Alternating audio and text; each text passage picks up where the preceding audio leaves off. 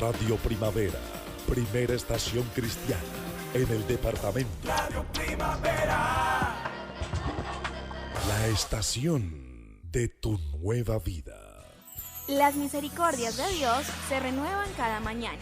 Su voluntad es buena, agradable y perfecta. Bienvenidos a una nueva emisión de Vidas con Propósito, para volver a vivir. De las nubes más negras caen agua limpia y fecunda. Muy buenos días, bienvenidos a Vidas con Propósito, para volver a vivir. Saludamos a los oyentes del Dial 1020 AM y a todos los que nos escuchan por internet a través de radioprimavera.com. Regresamos a esta franja después de un receso de una semana por la Radiotón y continuamos con la serie Desarrollando nuestra confianza en Dios. Y con otro tema trataremos. Tú nos creaste con un propósito. ¿Qué hacer cuando todo sale mal? Retomamos esta serie Desarrollando nuestra confianza en Dios. Un tema muy interesante, una pregunta a resolver. ¿Qué hacer cuando todo sale mal? Y para tratar este tema está con nosotros el pastor Ángelo Becerra, pastor de la comunidad Vida con Propósito de las Asambleas de Dios.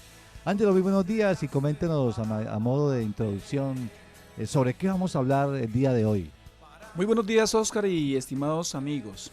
Y quisiera decirles que a todos nos encantaría pasar por esta vida sin contratiempos, sin fracasos, sin adversidades, sin nada que obstaculice o arruine nuestra felicidad.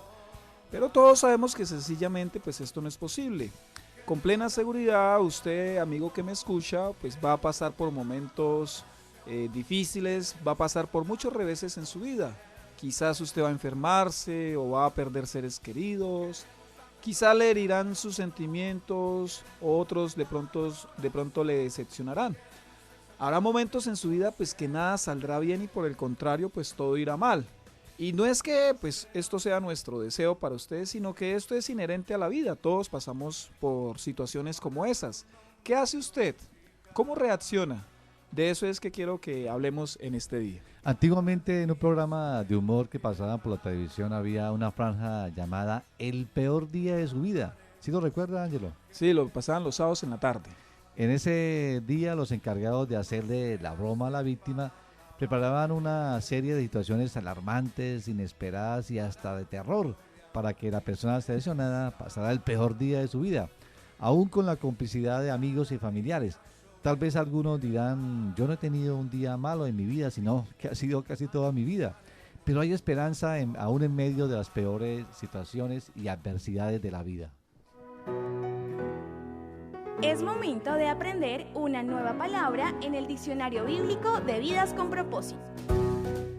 Vamos a profundizar en una palabra que es un sentimiento que nos asalta cuando todo nos sale mal y es angustia. Según el diccionario de las palabras del hebreo en el Antiguo Testamento, la palabra angustia es sarak, con T al inicio y H al final, sarak, y significa aprietos o aflicción en un sentido psicológico o espiritual, y la primera vez que se usa está en Génesis 42:21, donde está hablando los hermanos de José y dice así: verdaderamente hemos pecado contra nuestro hermano, pues vimos la angustia de su alma cuando nos rogaba y no le escuchamos. Este fue para José el peor día de su vida.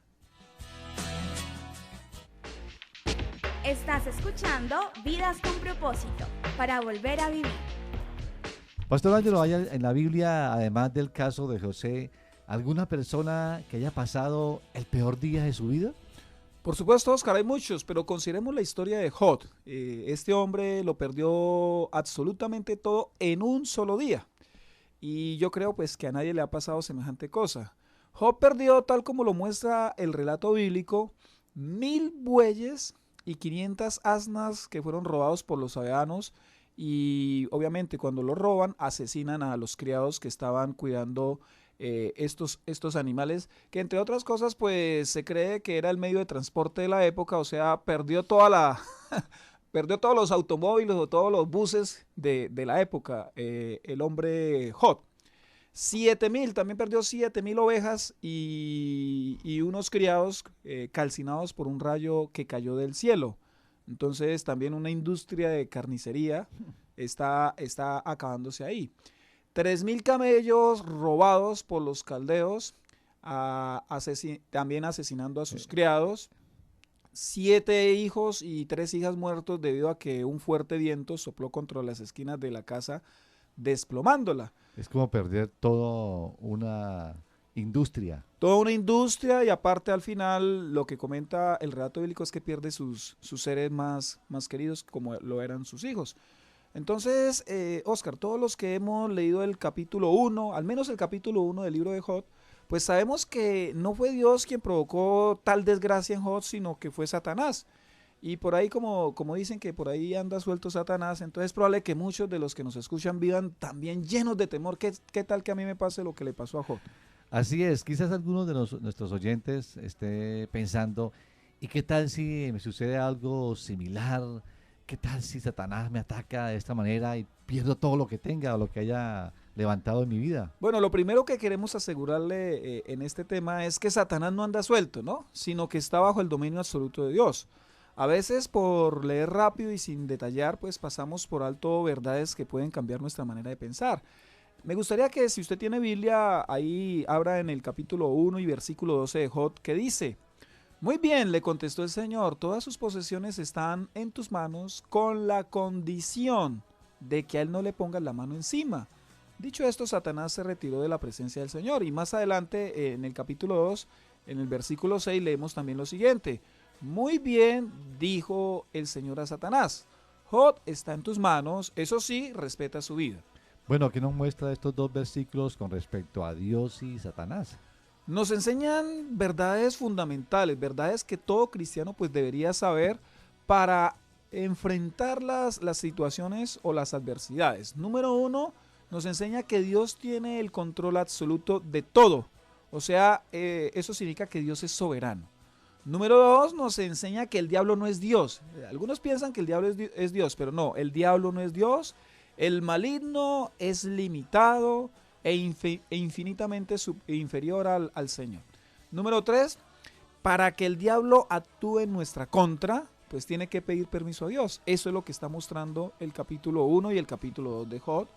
Y número 4, nos debe dar una entera y una eterna paz, saber que nosotros estamos protegidos por Dios. O sea, Dios nos protege. Pienso yo, no debería llenarle a usted, estimado oyente, de paz estas verdades que acabamos de ver en la palabra de Dios.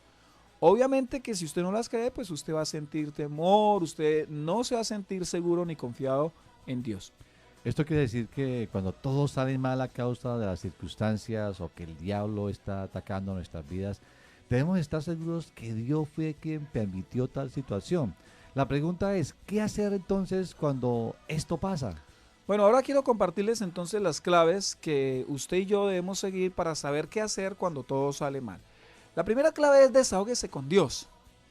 Lo repito, desahóguese con Dios. Dice el Salmo 10.1, ¿por qué, Señor, te mantienes distante? ¿Por qué te escondes en momentos de angustia? Que fue la palabra que revisamos en el diccionario bíblico hoy. Dios quiere escucharnos, Dios quiere que usted derrame sus emociones delante de Él. Dios desea que usted lo busque cuando todas las cosas le salen mal. No se sienta mal o no se sienta culpable si usted no ha buscado a Dios en los momentos buenos y entonces ahora dice, no, ahora que estoy mal pues yo no voy a molestar a Dios. Dios es como si le dijera, no es para mí ninguna molestia. No le estoy diciendo que le reclame, sino que se desahogue. ¿Por qué habla de no reclamar si la Biblia muestra que algunos hombres se quejaron y le reclamaron a Dios en medio de sus penurias? Sí, Oscar, lo que usted dice es muy cierto, pero muchos de los hombres de Dios en el Antiguo Testamento se desahogaron con el Señor inapropiadamente. Ellos le reclamaron a Dios cuando las cosas no salían bien. Lo hizo, bueno, ¿quiénes lo hicieron? Lo hizo David, lo hizo Elías, Jeremías, el mismo Job, muchos otros más. Pero esto no legitima el que nosotros lo hagamos. Ni siquiera usted se vaya a atrever a culpar a Dios por los infortunios o las adversidades que pasen en esta vida. Surge entonces otra inquietud. ¿Por qué estos hombres lo hicieron sin recibir la desaprobación de Dios? Oscar, la razón es porque ellos no tenían la revelación completa de las Sagradas Escrituras. Ellos tenían una revelación parcial, tenían un conocimiento limitado de Dios.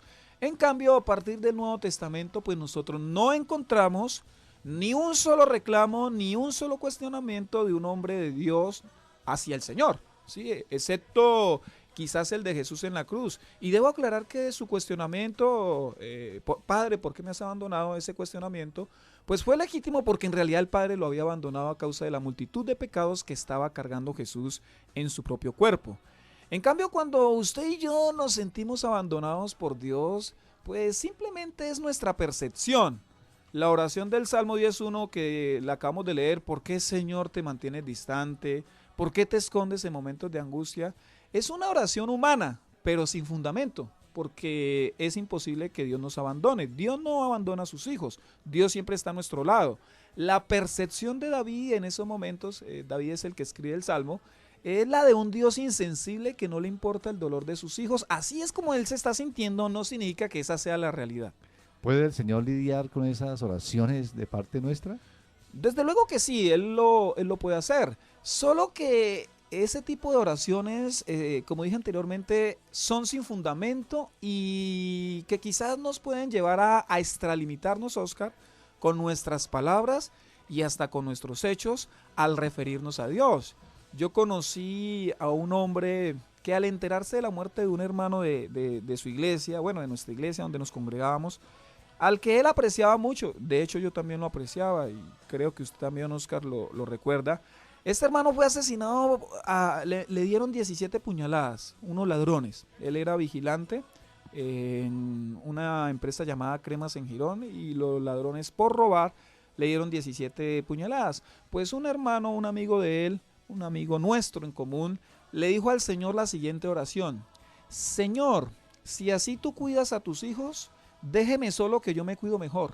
Eso es un insulto, eso es irrespeto, eso es irreverencia delante de Dios. Puede ser que no lo entendamos y eso es legítimo, no entenderlo, pero otra cosa es reclamar, otra cosa es extralimitarnos con nuestras palabras ante Dios. Podríamos decir que Dios no tiene el buzón de quejas y reclamos. En ese sentido, no. Nosotros podemos decirle al Señor, no entiendo esto, algunas situaciones o algunas personas me tratan de manera injusta. Eso se lo podemos expresar al Señor, pero de ninguna manera tenemos autorización divina para irle a reclamar a Él como tal, para culparlo a Él por nuestros infortunios. Reclamarle es como tildarlo de injusto. Indirectamente o directamente lo estaríamos Cuando uno haciendo. reclama algo a alguna organización, a alguna empresa, es porque se siente tratado injustamente. Así es. Bueno, entonces, en momentos de mayor dolor, ¿cómo se debe orar? Habrá momentos en los cuales nosotros pues no sabremos por qué sucedieron las cosas, ¿sí? Habrá momentos de incertidumbre, habrá momentos de consternación. La mejor manera de orar a Dios y desahogarnos con Él en esos momentos es confesándole nuestros sentimientos sin faltarle al respeto a Dios. Estoy seguro que usted y yo podemos hacer eso y usted podría orar unos ejemplos de la siguiente manera. Señor, aunque me duele inmensamente, tú eres soberano. Ahí yo estoy adorando a Dios y estoy expresando lo que yo siento. Señor, me siento derrumbado, por favor fortaléceme. Señor, me duele toda el alma, consuélame. Señor, no lo comprendo, pero igual sigo creyendo en ti. Vea, estas sencillas oraciones son oraciones que exaltan y que adoran a Dios. Señor, no soy capaz de llevar solo esta carga, ayúdame. Todas estas y otras oraciones, Oscar, similares que nosotros podamos hacer, lejos de culpar o de cuestionar a Dios, le dan honra, le dan honor a Dios, lo exaltan y por lo tanto Él las contestará. Escuchas tu programa favorito, Vidas con Propósito.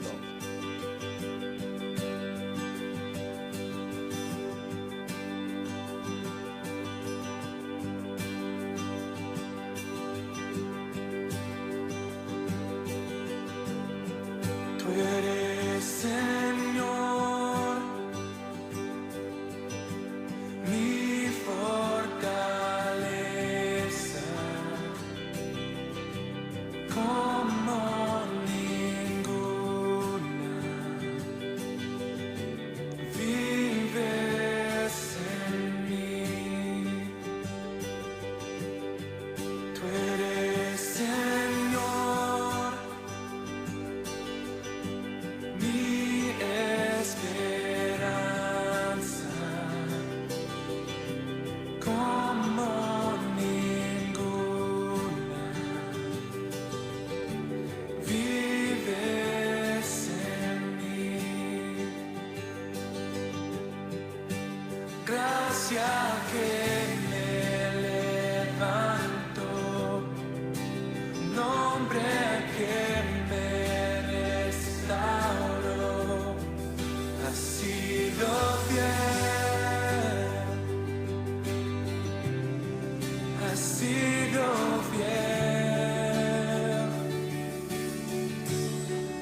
perfecto amor, inagotable, incomparable, vives en mí. Gracias que me levanto, nombre que me restauró, has sido fiel, has sido fiel. Gracias que me levanto, nombre que me restauró. Estamos en Vidas con Propósito. ¿Qué hacer cuando todo sale mal? Pastor Ángel, en terapia psicológica se llama catarsis emocional al desfogue de todos esos pensamientos y sentimientos reprimidos o contenidos que tiene el paciente y que le hacen mucho daño. Podríamos decir que el cristiano también puede hacer cierta catarsis emocional delante de Dios a través de la oración. Así es, Oscar. De hecho, cuando nosotros buscamos a Dios en medio de la oración y le expresamos todas aquellas cosas que cargan a nuestra alma, es cuando empezamos a experimentar sentimientos de profunda paz. La Biblia una y otra vez nos llama a acudir al Señor en esos momentos de desasosiego, de mucha inquietud, en esos momentos de angustia. Primera de Pedro 5:7 dice, depositen en Él, o sea en Dios, toda ansiedad porque Él cuida de ustedes. Salmo 9:9 dice, el Señor es refugio de los oprimidos, es su baluarte en momentos de angustia. Salmo 18:6 dice, en mi angustia invoqué al Señor, clamé a mi Dios y Él me escuchó desde su templo, mi clamor llegó a sus oídos. El Salmo 50:15 dice, invócame en el día de la angustia, yo te libraré y tú me honrarás. El Salmo 59:16 dice, pero yo le cantaré a tu poder y por la mañana alabaré tu amor porque tú eres mi protector, mi refugio en momentos de angustia. Estás escuchando Vidas con Propósito, para volver a vivir. La primera clave que debemos aplicar para hacer cuando todo sale mal es desahógese con Dios. Pastor Ángelo, ¿cuál sería la segunda clave? La segunda clave es esta, alabe a Dios a pesar de. Lo repito, alabe a Dios a pesar de. Dice Habacuc 3:17 al 18. Aunque la higuera no dé renuevos, ni haya frutos en las vides, aunque falle la cosecha del olivo y los campos no produzcan alimentos, aunque en el aprisco no haya ovejas, ni ganado alguno en los establos, aún así yo me regocijaré en el Señor, me alegraré en Dios mi libertador.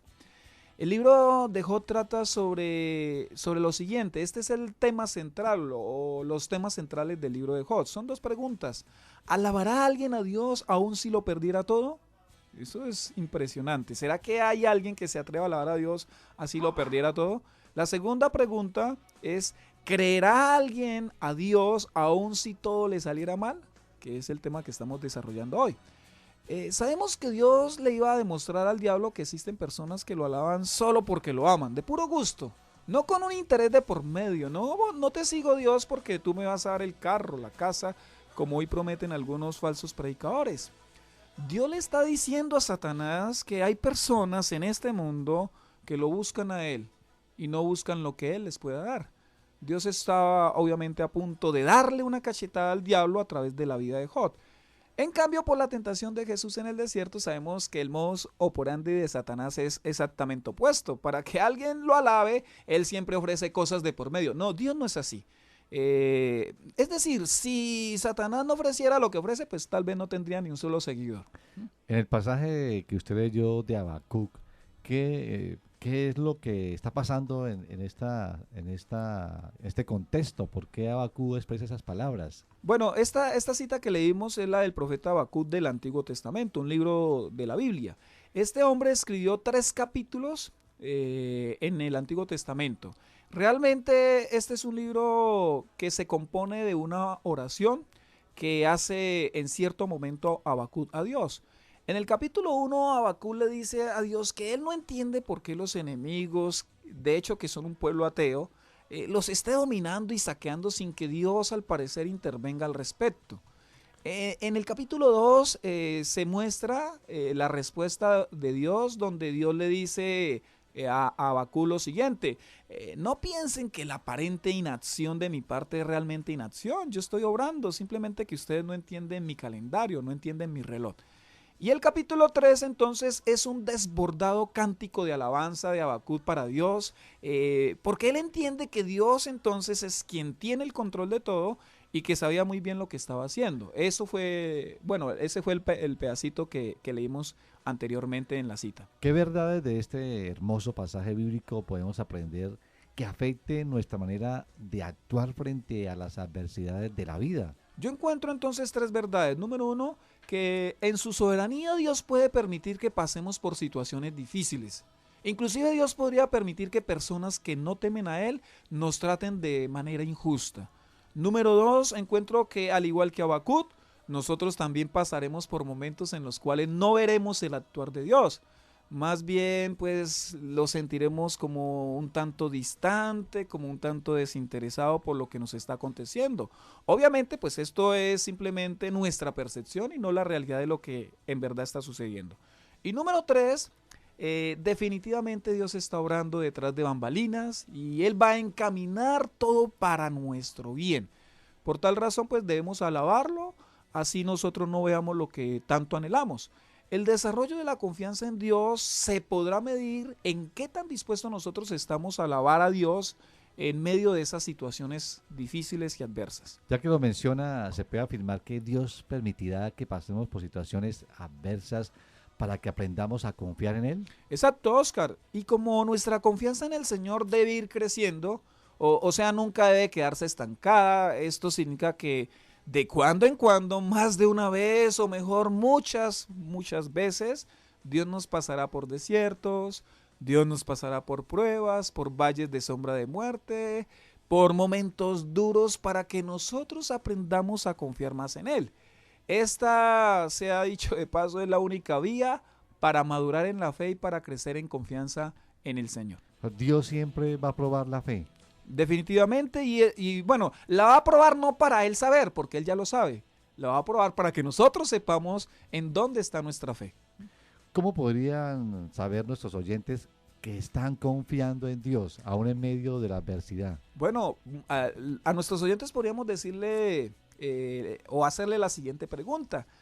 ¿Cómo reacciona usted cuando las cosas salen mal sin razón justificable? Es decir, usted ha hecho todo bien, usted ha sido íntegro, ha amado a Dios, lo ha puesto en el primer lugar de su vida y aún así las cosas le salen mal. ¿Usted qué decisión toma? Yo he visto que algunos cristianos hacen huelga de alabanza, ¿sí? Cuando usted alaba a Dios porque las cosas salen bien, yo le digo que eso es gratitud. Cuando usted alaba a Dios cuando las cosas salen mal, eso es mucho más que gratitud, eso es fe, eso es verdadera confianza en el Señor. ¿Quiere decir que la alabanza está estrechamente ligada a la confianza en Dios? Por supuesto, Oscar, alguien que confía en Dios tiene muchas razones para alabarlo. En cambio, quien no confía en el Señor, pues no encuentra razones para hacerlo. Y se ha dicho de paso que el nivel más alto de la alabanza no se realiza en la primera parte del culto dominical. Y le recomiendo a las personas, a los creyentes, que no utilicen ese espacio para llegar tarde a culto, sino para alabar a Dios. Llegue temprano y alabe a Dios. El nivel más alto de la alabanza se efectúa, Oscar, cuando alabamos a Dios así no lo sintamos, cuando pareciera que Él nos ha abandonado, que las cosas nos salen al revés, que el niño no mejora, que la economía va en picada, que el confesar su nombre sea una causa de burla. Es en estos y otros momentos adversos que le demostramos al Señor que en verdad confiamos en Él a través de una genuina alabanza. Y al fin y al cabo la alabanza no es para mí, es para Dios. Es para Dios, no es para que yo me sienta bien ni para que yo llore, aunque obviamente cuando yo alabo a Dios me voy a sentir mejor y quizás voy a tener momentos de esa intimidad en la cual yo lloro, pero no es para eso, es para exaltarlo a Él, no para exaltarme a mí. ¿Podría darnos un ejemplo bíblico de una alabanza legítima a pesar de? Sí, Oscar, en la Biblia hay varios pasajes, varios ejemplos, pero hay uno que a mí me encanta sobremanera. De hecho, este es un ejemplo de oración, que fue el primer punto, desahogarse con Dios, y también al mismo tiempo es un ejemplo de alabanza a pesar de. El episodio se encuentra en Hechos 16, 22 al 25 y permítame se lo leo. Entonces la multitud se amotinó contra Pablo y Silas y los magistrados mandaron que les arrancaran la ropa y los azotaran. Después de darles muchos golpes, los echaron en la cárcel y ordenaron al carcelero que los custodiara con la mayor seguridad. Al recibir tal orden, éste los metió en el calabozo interior y les sujetó los pies en el cepo. A eso de la medianoche, Pablo y Silas se pusieron a orar y a cantar himnos a Dios, y los otros presos los escuchaban. ¿Podría ampliarnos un poco más el contexto de este pasaje para comprender mejor lo loable de la acción de Pablo y Silas al adorar y alabar a Dios en medio de una tremenda adversidad como esta? Sí, Oscar, y es muy acertado su calificativo de loable para la acción de Pablo y Silas, pues ellos fueron azotados, ¿no? Lo leímos. Les quitaron las ropas, los azotan y después los encarcelan, no por haber cometido algún crimen o por rebelarse contra las autoridades de Éfeso. Ellos lo único que estaban haciendo era predicar el evangelio de nuestro Señor Jesucristo. Además, acababan de liberar a una adivina que era esclava, o sea, acaban de expulsar un demonio de adivinación en una mujer, y al ver sus amos que pues habían perdido la oportunidad de seguir ganando dinero a costillas de su esclava, pues llevaron a Pablo y a Silas y les hicieron meter en la cárcel. Todo esto, Oscar, nos muestra claramente que aún sirviendo al Señor podemos pasar por sufrimientos, pero también nos muestra que en medio de dichos sufrimientos nosotros podemos alabar y podemos orar a nuestro Dios. Bueno, Ángelo, ese tema está muy interesante. ¿Qué hacer cuando todo sale mal? Por motivo del tiempo, vamos a continuar con la segunda parte de este tema el próximo viernes en este mismo horario. Estás escuchando Vidas con Propósito, para volver a vivir. Apreciado oyente, si desea comunicarse con nosotros, nos puede llamar al teléfono móvil 316-328-4637, 316-328-4637. También nos puede escribir cualquier comentario, sugerencia, cualquier inquietud al correo electrónico comunidadvidaconpropósito@gmail.com o en Facebook en el muro de Vidas con Propósito.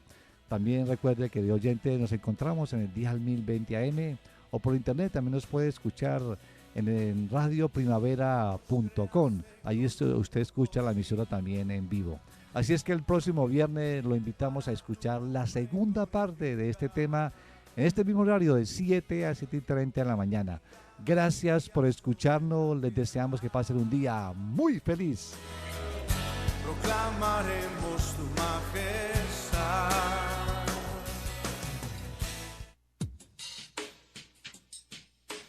Conocer la palabra de Dios a profundidad significa vida nueva y esperanza. Acompáñanos cada miércoles y viernes a las 7 de la mañana en nuestro programa Vidas con Propósito, para volver a vivir. Vives Radio Primavera 1020 AM Bucaramanga HJTZ.